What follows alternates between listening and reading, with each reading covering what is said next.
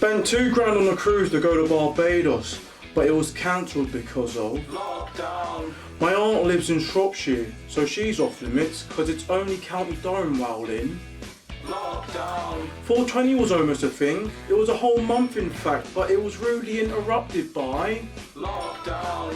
Who's that govlaw marching? You should cut down on your lockdown weight. Get some exercise. Oh, the people. So many people, and they all just stay inside during lockdown.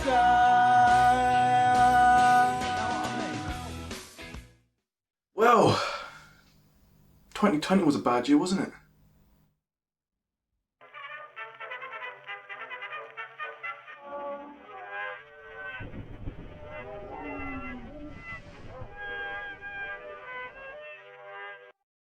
"2020 has been an unprecedented year for everybody. Literally everybody. There have been wildfires, there have been protests, pandemics, you name it. That's all happened in this year. So, we're gonna have to divide this into 3 separate parts. And part 1 is just gonna look at COVID. Literally, that's how big COVID was. We have to look at it in one full episode. As of the 12th of December 2020, there have been 71 million cases of coronavirus and almost 1.6 million deaths worldwide. Sources speculate that the virus started in the Huanan seafood and wholesale market, and many media outlets believed that it was caused by bats being sold at the market, but there isn't really any conclusive evidence to prove this. All we really know is that it started at around November 2019, and by the beginning of January 2020, it started to slowly spread, and eventually in February, it went across Europe and the United States like a wildfire. The world went into panic. Healthcare systems were overflowing with patients. Most countries went into lockdowns. People were expected to quarantine if they went to other countries. Borders were shut completely. Toilet rolls and hand sanitizers became the rage. It was a shambles, just a complete shambles. And major events all over the world were either ruined or cancelled.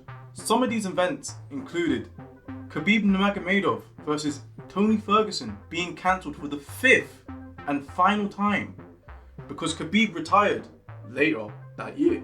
Liverpool had to walk alone for their first Premier League title.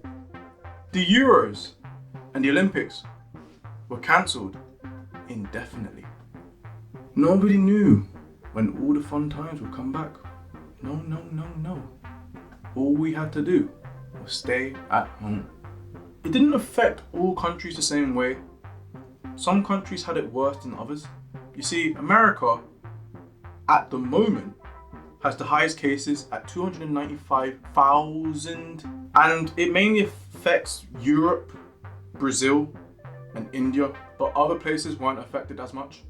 Africa, South Korea, and New Zealand in particular were able to handle it pretty well.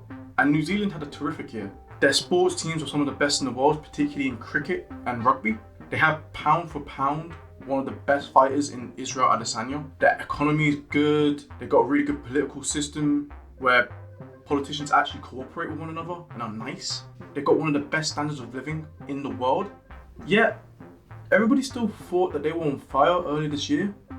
I wonder why. Scientists are not really sure about why cases are higher in certain places, but what they know for sure is that the spread of misinformation and fake news did not really help in combating the virus. The spread of misinformation is not just a problem in this particular pandemic, it's always been a problem, especially if you go back to the Spanish flu back in 1918 that we did in a video that you might be able to click up here.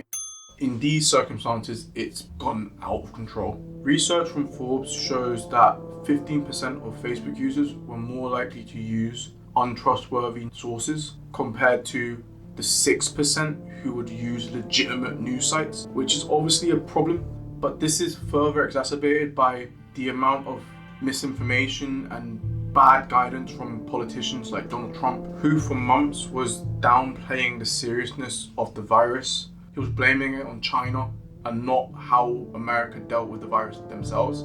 But then you also got Boris Johnson, who was shaking every Tom, Dick and Harry's hand until he actually got the virus himself. And in Brazil, you got Bolsonaro, who was just saying that it would never affect him. He's a fit man, and then he also got it.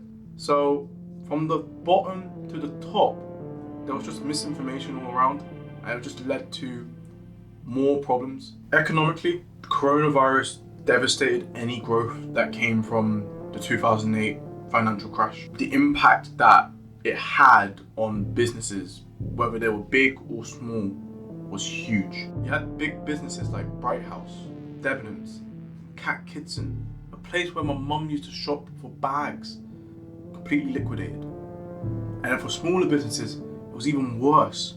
You see, in the UK, around 2/5 of small to medium-sized businesses are expected to close permanently.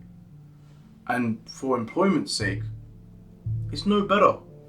It's expected that around 2.6 million Brits will be unemployed for years to come. What is undeniable though, is that all over the world, the unsung heroes were the doctors and nurses on the front lines, helping the ill and the sick, the elderly, anybody who came with symptoms. They were there 24/7. So in the Christmas spirit, here at WorstYears, we wanted to give you a gift. Now unfortunately, Santa was a bit busy. He was out of our price range, to be honest with you. But we got the next best thing. You see, we offered a very special someone a 3-tiered cake, and he accepted. So, ladies and gentlemen, Boris Johnson. Hello, and welcome to Santa Claus with me, Boris Johnson. Now, I see we have a wonderful amount of people here. So, tell me, you'll be the first one I'll pick. What is your name? My name's Raheem Rashford. That is a rather stupendous name, yes. I think that is quite outstanding. And what is it that you do? I'm a nurse on the NHS. Been working a lot. You are an NHS nurse? Yes, you are.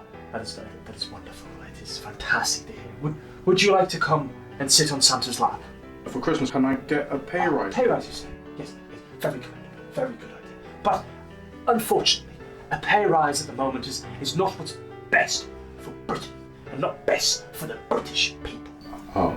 However, I will give you something better. I will give you what I think is better, and that's the greatest clap you have ever witnessed. Are you ready? Now.